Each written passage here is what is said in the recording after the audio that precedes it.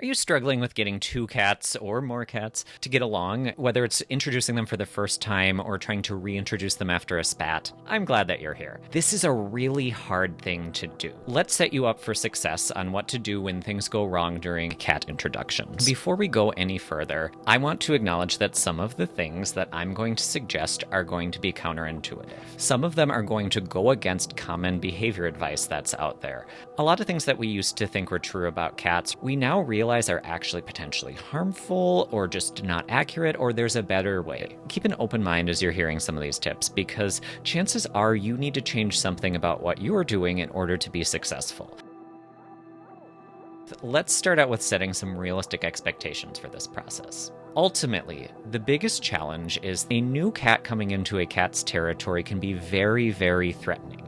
Cats are pretty territorial, and their environment is extremely important to them. Your goal is to teach both your resident cat or cats and the new cat that neither of them is a threat to each other, and that there's plenty of resources available. Most of the time, the biggest reason people run into issues with cat introductions is that they try and go too fast. I know.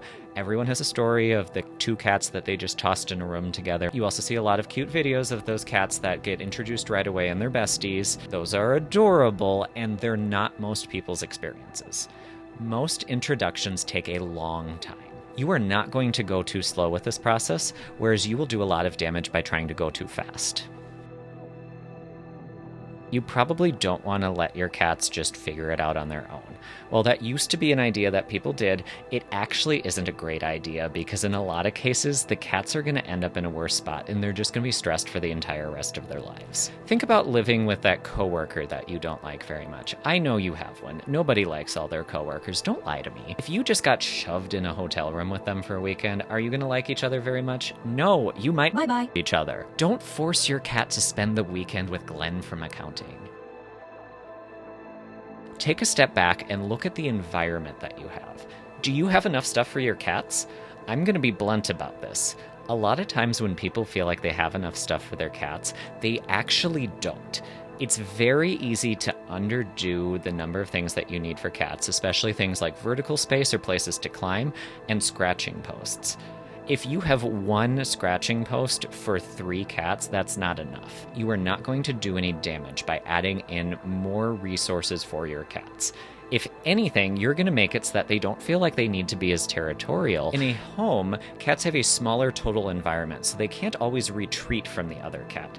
Depending on the size of your home, that may or may not be as big of an issue, but for those of you that have like a studio apartment or a one-bedroom apartment, it can sometimes be kind of tough. Even bigger homes, the layout can create trouble for some cat introductions. There should never be a bottleneck, such as a narrow hallway or a door that cuts a cat off from a valuable resource, such as a litter box or water or whatever it is that the cats want to get to and wherever they want to hang out. Spread out those resources. The nuances of how to set up an environment for multiple cats can get kind of complicated. I'll link a few resources that go a little bit more in depth into how to set up an environment for a cat if people have an interest in learning more about environmental setup or management for cats or multi-cat homes. Let me know in the comments and I can make a video on that too.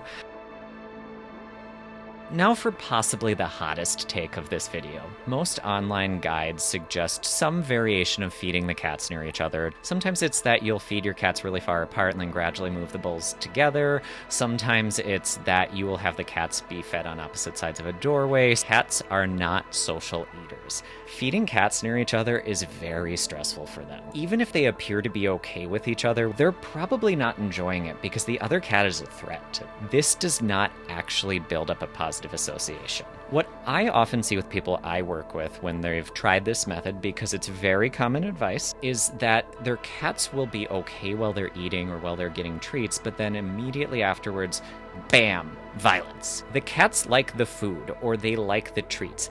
They don't like each other. By passively having them eat by each other, you also miss the opportunity to train the cats. Yes, training cats. It's possible. It's really fun too. By using treats strategically rather than just being a treat vending machine, you can help your cats learn what to do around each other, which is really important for this process. One of the most valuable and effective ways to reduce a behavior that you don't want a cat to do is to train them to do a behavior that is incompatible with that behavior. For example, if one of the cats bolts at the other cat, you can train that cat to walk in the other direction. That helps the cat learn something that they can do. Training is also very predictable for cats, and cats thrive on predictability. They love things being predictable. It helps them feel secure. While they may not love getting treats near another cat, doing it in a very predictable way can help mitigate some of that. Plus, eventually you can add in a pattern game called voluntary sharing, which was developed by Leslie McDevitt for Control Unleashed. Control Unleashed was developed for dogs, but it's something that a lot of the pattern games work really well for cats too. Voluntary sharing is a little bit beyond what I'm going to go into today, but it's something that if you are interested in learning more, there are a lot of great resources out there, including the book Control Unleashed by Leslie McDevitt. I find that when I work with people, training their cats is so much more effective than other methods. It tends to get better results and people actually end up spending less time on the process. However, there are other methods if you don't want to go into training your cats. Playing is a particular valuable and fun thing to do with your cats, as long as they're not upset by seeing the other cat moving. Play helps teach the cats that, hey, when the other cat is around and I'm in a high level of arousal, I have a lot of energy going on, I can do something else. And it's also something that's a little bit more normal for cats to do with each other than eating near each other. If you're looking for more information on how to play with your cat, because yes, your cat probably does like playing, you're just not playing with them correctly, I'll include some links in the description. Sometimes you need to go backwards a few steps in order to see forward progress. Don't just go backwards and try the same thing, though. A better idea is to change how you do the introduction process. That might mean repeating some of the same things but doing them differently. A lot of the times, the details of how you do this process matter a lot. Ultimately, the underlying emotion that you're trying to deal with cats is fear. Doing anything that decreases fear or reduces the intensity of the thing that the cats are scared of is going to help you get better results. In the case of cat-cat introductions, the thing that each of the cats is scared of is the other cat. Some things that you can do to decrease the intensity of the other cat would include decreasing the amount of time that the cats see each other for, increasing the distance between the cats. No, this does not mean that you need to knock down a wall or anything like that. Do your best with your space.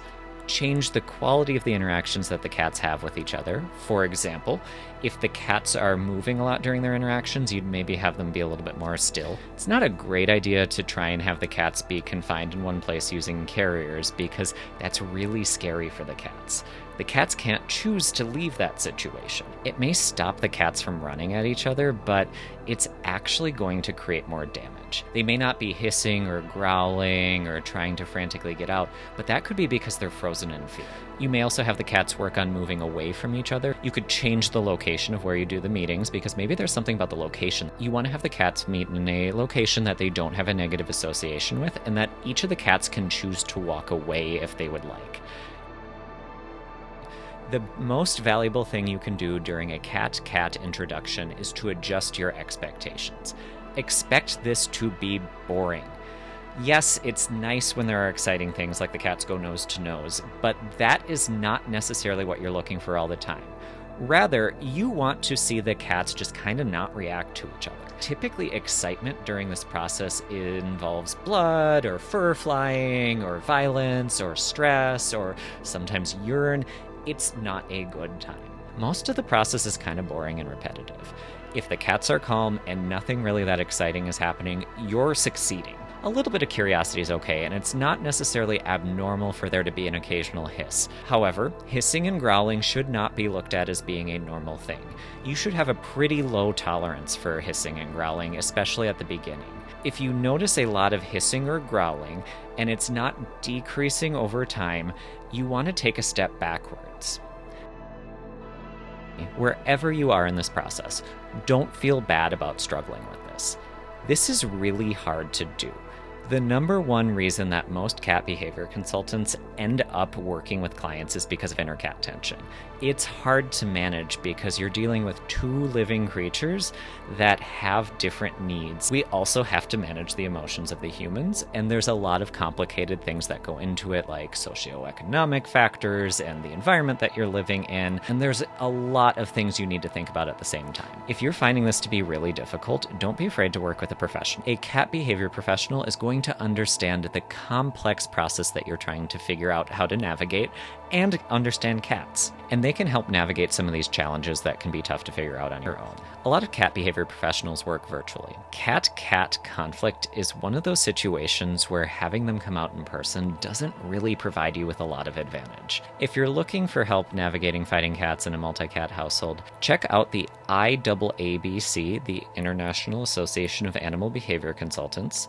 They have a directory of certified cat behavior consultants that have all passed an exam on cat behavior and behavior modification. It's a great way to look up and see if there's someone locally or someone virtually that can help you out. Regardless of whether or not you work with a professional, this is a tough situation to be in. Make sure you're taking care of yourself too, because if you get worn out during this process, you're more likely to give up or make mistakes. If you're not taking care of yourself, you can't take care of your cats. Best of luck with this, and I hope that your cats are able to one day get along and coexist peacefully.